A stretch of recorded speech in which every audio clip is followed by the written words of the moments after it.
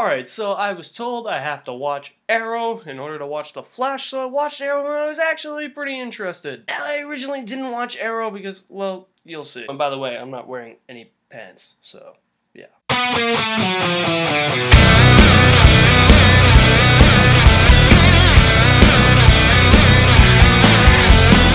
Arrow Season 1.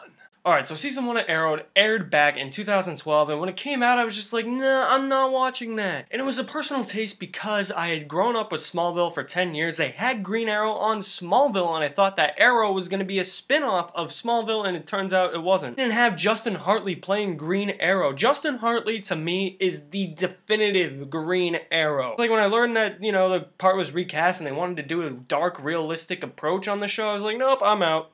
But I get around to watching the show, and I want to say I'm pretty entertained. So the premise of the show is that Oliver Queen was shipwrecked on an island for 5 years. He had to escape that island, and when he comes back, he becomes this hooded vigilante. His father left him a list of names for those that have corrupted the city, and he has to go take down those people. Just randomly go up to them and be like, such and such, you have failed this city. And then he'll put an arrow in him and kill him. And right there, when he kills people, I'm like, I don't think Green Arrow does that in the comic book. So I guess Green Arrow in the comic books is like some sarcastic dickhead, but not in this. No, he actually kills people, and that's where the premise of the show kind of comes from, because the creators of the show really didn't want to do a spin-off of Smallville. They're like, no, we want to make it more like The Dark Knight. We want to make it more realistic, more gritty, more dark and dreary in tone. Which I get, people are down for, but why does everything nowadays have to be like Christopher Nolan's Dark Knight trilogy? It doesn't always work. The Amazing Spider-Man movies tried to do it and sucked awfully. They did that very poor. The new Fantastic Four movie did that, and if you've seen my review, don't even watch that movie. And Man of Steel did it, and it failed on that sense. So it doesn't always work. Luckily, it works here, but without its flaws. Honestly, Green Arrow is just like Bruce Wayne, but he kills people. You can definitely feel the Dark Knight, Batman Begins, Dark Knight Rises isms in here. Like Green Arrow, or the Hood as they call him, works with his bodyguard Diggle. It's just like, you could see Diggle as like an Alfred type of guy. And another thing about this season is that the first half is kinda slow. The first half of the season really doesn't have a plot. It's just pretty much Criminal of the Week, which I get. You have to establish that this is a show, and you have to do that, and in order to do that, you have to do like stuff like Criminal of the Week, or like in Smallville's case, Freak of the Week, or Supernatural's case, Monster of the Week. But you don't get the main plot of the season until, like, episode 12. That's the thing with these shows on the CW. There are 23 episodes. If it was, like, Fox or AMC, you would get, like, 12 episodes. And you'd have no time for filler episodes. It would be all plot-related. Pretty much these are all plot-related episodes. Like, the only show on the CW I can think of that uses more fillers than any other show is Supernatural, because now that show pisses me off. But it's 23 episodes. You have to, I feel like, it's hard to concoct like a good story in 23 episodes. I mean, I think it would be harder for 12, but you have more time, you have more of a budget to do that on Fox or AMC. And you're not using filler episodes on those networks. And the acting, it's okay. Stephen Amell, like I said, I prefer Justin Hartley as Green Arrow / Oliver Queen any day over Stephen Amell. Stephen Amell's just there to be a pretty boy. I've heard people say that Justin Hartley's there to be a pretty boy, but at least Justin Hartley had acting chops. Justin Hartley is like Daniel Craig. Like, comparing Justin Hartley to Daniel Craig, because since Daniel Craig plays Bond, it's like both of them can charm a chick, but like kill somebody when you need them to. I feel like Stephen Amell's only like tough guy, and he doesn't strike me as a dude that would charm chicks. Yeah, I'll say this, yeah, he's a good-looking guy. I'm straight, but he's a good-looking guy. But he just doesn't, like, he just doesn't come across to me as a guy that would like charm a chick into bed and be like, hey, you want a glass of wine, and then bang each other? Yeah, no, I don't see that. I felt like it was more believable with Justin Hartley on Smallville. He does a good job with the deep voice when he's Arrow, though. He'll be talking to Laurel Lance, like, he'll call her on his phone. He has, like, that voice changer thing, you know, that Darth Vader has. You know, or, you know those, like, Darth Vader helmet toys where you could, like, do the voice change? Yeah, he's got one of those things. Seriously, he sounds like Vader. When he's talking to her, he's just like, Laurel Lance, I need your help. I need you to look into a case. I have 3 criminals here that have corrupted my city. They have failed my city. You can take them down. I can take them down. You can take them down in the courtroom. Anything they say can be used against them in a court of law. That's it.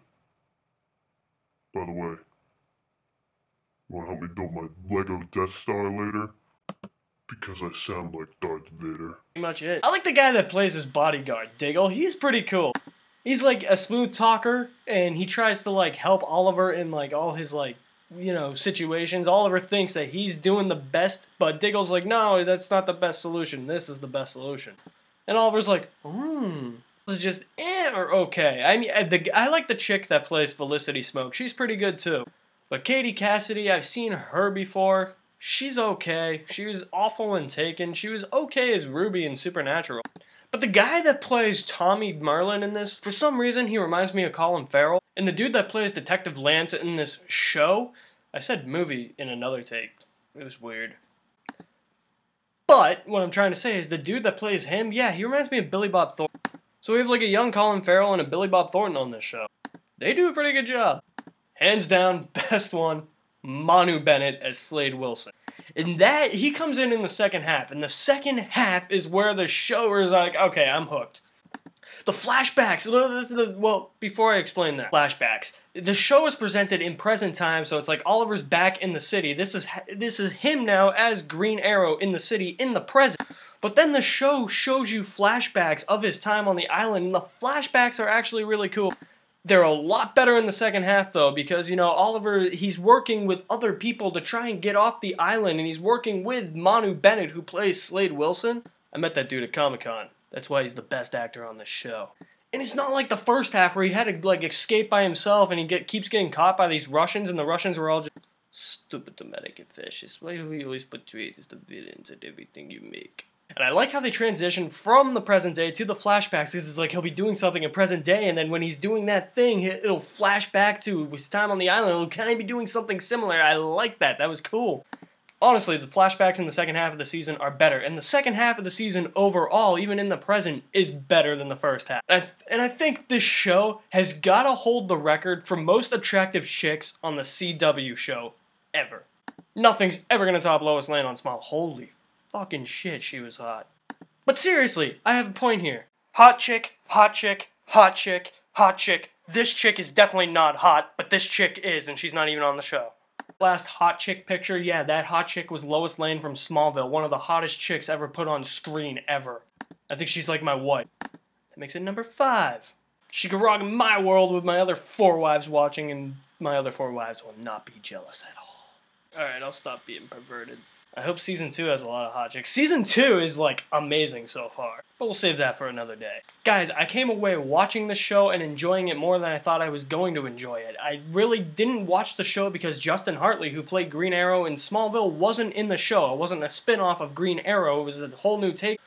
I didn't think I was going to like it, but the first half is kind of slow, and the flashbacks in the first half are actually better than, like, the present stuff in the first half.